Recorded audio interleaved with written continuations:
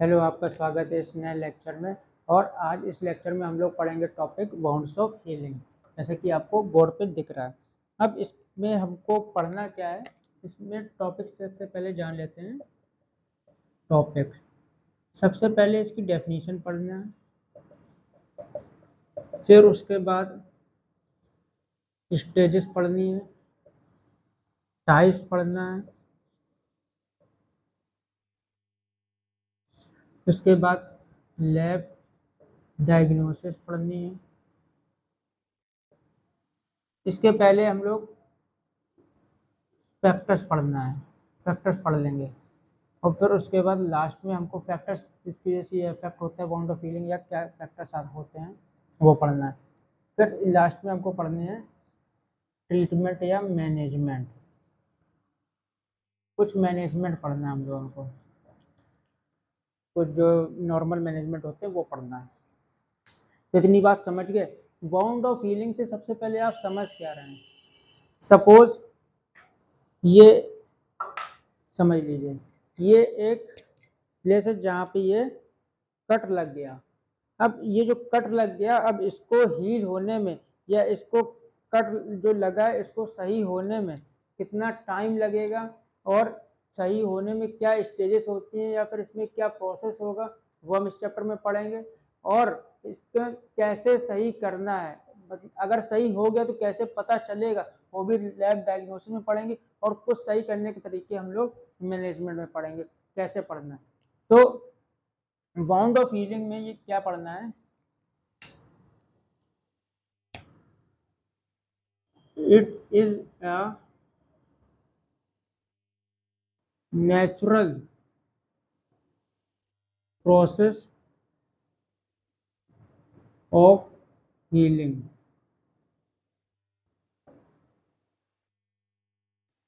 या फिर कह दें टू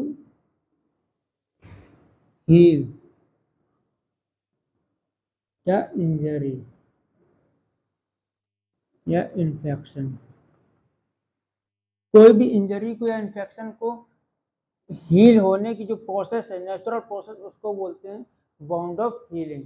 अब इंजरी या इन्फेक्शन के थ्रू जो डैमेज टिश्यू होता है, टिश्यू डैमेज होता है, डैमेज टिश्यू, उसको हील होने के लिए जो भी प्रोसेस, नेचुरल प्रोसेस जो लगती है, कैसे सही होता है, क्या स्टेजेस होती हैं, उस पूरी कंप्लीट प्रोसेस को हम लोग बोलते हैं बाउंड ऑफ हीलिंग। एक बार फिर समझिए, बाउंड ऑफ हीलिंग क्या है। It is a natural process of healing. इसकी हीलिंग हो रही है डैमेज टिश्यू। डैमेज टिश्यू कैसे हुआ, ये टिश्यू को डैमेज कैसे हुआ, इंजरी हुई या फिर कोई इन्फेक्शन हुआ, उसको हील करने की प्रोसेस को हम लोग बोलते हैं, नेचुरल प्रोसेस को बोलते हैं हील, बाउंड ऑफ हीलिंग। इतनी बात समझ में आई। अब स्टेजेस, इसमें डेफिनेशन हो गई। अब स्टेजेस इसमें क्या क्या आती हैं, स्टेजेस समझिएगा। स्टेजेस, स्टेजेस में सबसे पहले समझिए हीमोस्टेसिस। हीमोस्टेसिस, हीमोस्टेसिस का मतलब to stop the to stop the flow of blood, to stop the flow of blood. अब यहाँ पे कट लगा हुआ था, ठीक है। अब अगर यहाँ पे कट लग गया तो यहाँ से ब्लड फ्लो हो रहा होगा, ब्लड एक्सेस अमाउंट में निकल जाएगा, तो ब्लड लॉस होगा। तो उसको क्या करना है, स्टॉप करना है। स्टॉप कैसे करना है, यहाँ पे एक प्लग फॉर्मेशन होता है, प्लग फॉर्मेशन। प्लग फॉर्मेशन कैसे समझना है, सपोज वही हैंड वाला समझते हैं एग्जांपल। ये आपका क्या है, हैंड है, और यहाँ पे कट लगा। जब कट लगेगा तो यहाँ से ब्लड बाहर की ओर फ्लो करेगा, ब्लड फ्लो, ब्लड फ्लो करेगा। अब ब्लड फ्लो करने के लिए इसको रोकना भी तो पड़ेगा। तो अंदर से ये प्लग समझ लीजिए, ये प्लग बन रहा है, ये प्लग बनाना। अब प्लग कैसे बनाना, हम लोगों को पता है ब्लड कंपोनेंट में आरबीसीज होती हैं, डब्ल्यूबीसीज होती हैं और प्लेटलेट्स होते हैं। जो प्लेटलेट्स हैं वो आके यहाँ पे माइग्रेट करने लगेंगी, यहाँ पे इकट्ठा होने लगेंगी या कलेक्ट होने लगेंगी जहाँ पे उसका कट लगा हुआ। यहाँ पे प्लेटलेट्स आ गई, एक क्लम्प बना लिया, एक प्लग बना लिया। जब यहाँ प्लग बना लेंगी तो वहाँ से ब्लड का फ्लो स्टॉप हो जाएगा। तो इसी को बोलते हैं हीमोस्टेसिस। समझ में आया। अब इसके बाद इन्फ्लामेशन।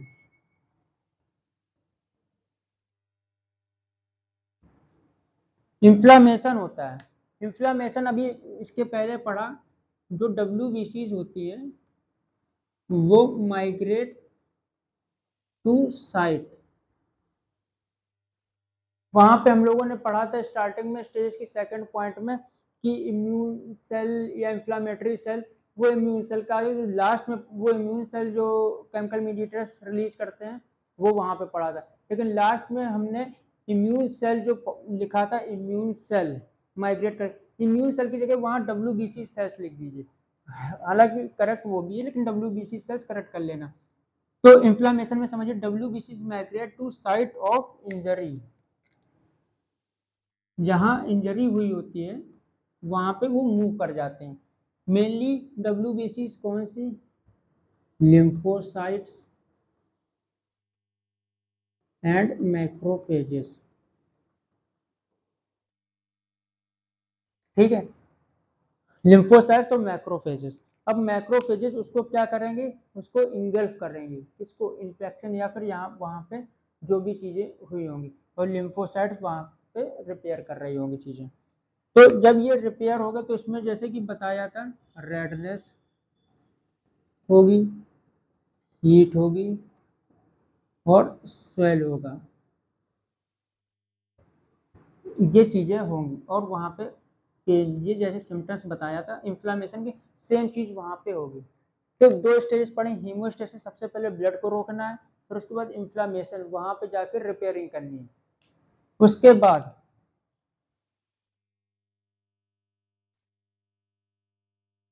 समझना है प्रोलिफरेशन, उसके बाद आता है प्रोलिफरेशन।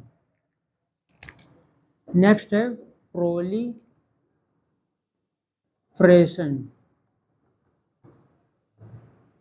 जो प्रोलिफरेशन होता है,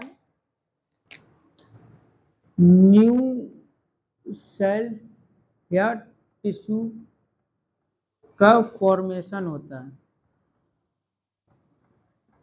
न्यू सेल का या टिश्यू का फॉर्मेशन होता है। पहले तो वो डैमेज हो गई, अब यहाँ पे न्यू सेल बनेंगे, टिश्यू का फॉर्मेशन। इसमें कौन हेल्प करता है, फाइब्रोब्लास्ट सेल, ये इसमें हेल्प करता है न्यू सेल बनाने में और टिश्यू के फॉर्मेशन में। इसके बाद हम लोगों ने क्या क्या पढ़ा, सबसे पहले पढ़ा हम लोगों ने हीमोस्टेसिस पढ़ी, फिर उसके बाद इन्फ्लामेशन पढ़ा और प्रोलिफरेशन पढ़ा, फिर उसके बाद लास्ट में आता है मैचुरल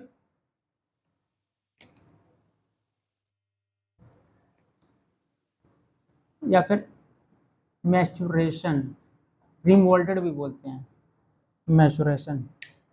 इसमें टाइम ड्यूरेशन और याद रखिए कि लास्ट फ्यू डेज, इसमें याद रखिएगा फ्यू वीक्स, कुछ हफ्ते तक रहता है, कुछ दिन तक रहता है, ये तुरंत हो रहा होता है, सडन।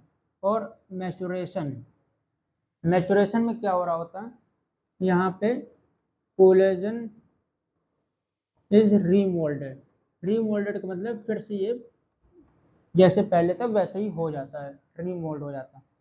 और मैचुरेशन में क्या हो रहा होता है, यहाँ पे स्कार्स का फॉर्मेशन फिर से हो जाता है, और बाकी जो टिश्यूज होते हैं कंप्लीटली जैसे पहले थी वैसे ही मैचुरेशन हो जाती है। ये कंप्लीट प्रोसेस में क्या क्या, हीमोस्टेसिस पढ़ा, इन्फ्लामेशन पढ़ा, प्रोलिफरेशन पढ़ा और मैचुरेशन पढ़ा, ये इसकी थी स्टेजेस। अब बात आती है टाइप्स की। जैसे कि हम लोगों ने इन्फ्लामेशन में पढ़ा था 2 टाइप्स के, किसके ड्यूरेशन, सॉरी किसके बेसिस पे टाइप पढ़े थे कितने जल्दी वो इन्फ्लामेशन हो रहा है, कितना ड्यूरेशन वो ले रहा है, कितने टर्म में हो रहा है। एक शॉर्ट टर्म पढ़ा था, एक लॉन्ग टर्म पढ़ा था। तो यहाँ पे भी टाइप्स 2 टाइप्स के हैं, 2 टाइप्स सेम। पहला एक्यूट और सेकंड क्रोनिक। उसमें भी हम लोगों ने पढ़ा था एक्यूट और क्रोनिक। तो एक्यूट वाउंड्स, क्रोनिक वाउंड्स यहाँ पे, वहाँ पे एक्यूट इन्फ्लामेशन था और क्रोनिक इन्फ्लामेशन था। तो एक्यूट वाउंड्स में जैसे उसमें पढ़ा था जल्दी ये हो जाता था, शॉर्ट टर्म था, ये भी शॉर्ट टर्म्स हैं।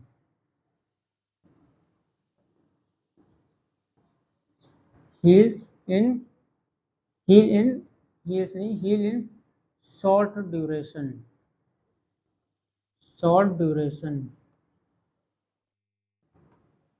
heal in very long duration। Same example जैसे डायबिटीज़ का बताया था एग्जाम्पल। और यहाँ पे एक्यूट वाउंड्स में क्या आ जाते हैं, ऑपरेटिव कट्स बताए थे, जो ऑपरेटिव या सर्जिकल कट्स। इस बेसिस पे 2 टाइप्स पे डिवाइड किए थे, कौन जितना जल्दी इसमें सही होगा। यहाँ पे भी 2 बेसिस पे डिवाइड कर रहे हैं, कौन जितना सही हो रहा है, कितना जल्दी हील हो रहा है।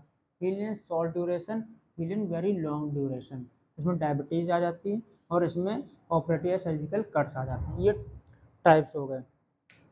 अब इसके बाद हमको पढ़ना है फैक्टर्स पढ़ लेते हैं उसके पहले। फैक्टर्स या फिर लैब डायग्नोसिस ही पढ़ लेते हैं इसमें। ये पढ़ लिया, ये पढ़ लिया। अब लैब डायग्नोसिस में क्या आता है, हमको ये पता कैसे चलता है कि ये लैब डायग्नोसिस में कैसे पता चलेगा कि हील हो चुका है।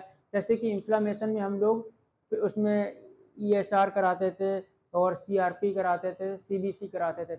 इसमें भी सेम चीज़ कराएंगे। इसमें ये देखेंगे TLC DLC नॉर्मल रेंज पे आ गई है कि नहीं आ गई, या फिर अभी भी कुछ इन्फेक्शन है। तो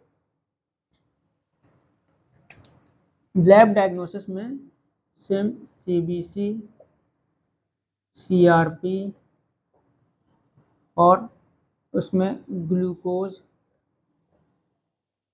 टेस्ट, ये जितने टेस्ट होते हैं, ESR भी कह सकते हैं, ये टेस्ट यही बताते हैं कि ये वाउंड हील हो गया है कि नहीं हुआ है। ये इसके लैब डायग्नोसिस में आ गए। अब बात आती है फैक्टर्स की। बहुत से फैक्टर्स हैं जिसकी वजह से ये इफेक्ट होता है या फिर डिपेंड करता है कितने जल्दी या फिर एक्यूट होगा या क्रोनिक होगा, या और भी डिपेंड करता है। सबसे पहले एज फैक्टर, जो बहुत इंपॉर्टेंट फैक्टर है। एज पे डिपेंड करता है कि ये शॉर्ट ड्यूरेशन होगा या लॉन्ग ड्यूरेशन होगा, तो उसमें इतनी कैपेबिलिटी है ट्रीट जल्दी होने की या नहीं।